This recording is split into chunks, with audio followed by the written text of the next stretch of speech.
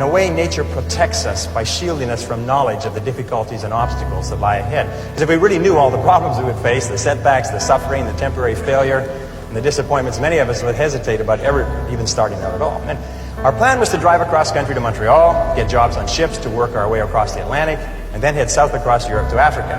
Pretty basic plan. However, as it happened in Montreal, one of the guys decided to give up and go home, and so he left us. Well, that left three. The other two, after one day, I still remember that, after one day of looking for work on the waterfront, decided to quit. Decided to quit trying and to spend their limited savings to pay their way across the Atlantic, rather than to work their way. I tried to talk them out of it. I told them that quitting is a habit. If you quit the first time you run into difficulties, you'll always quit when the going gets rough. You will, in effect, establish a pattern for failure rather than a pattern for success. But their minds were made up, so we split our savings and they took passage on a ship to England. I worked on a construction site in Montreal, hauling heavy things for the entire winter, and then I got a job on a Norwegian freighter out of Halifax in late February and arrived in England in mid-April. As I had predicted, my friends had quit and stayed in England working at odd jobs. However, we soon made up, good buddies again. Once more, we headed for Africa.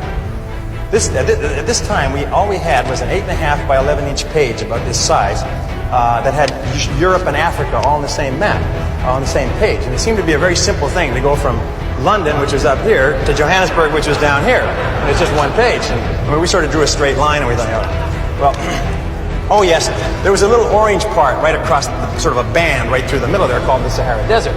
But we thought, well, we'd just whip over that and get down to the green part on the map. There's no problem.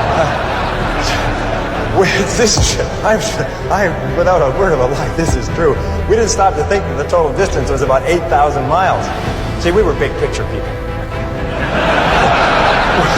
We didn't let ourselves get bogged down with details. We were young and we hadn't learned that it's the details that get you every single time.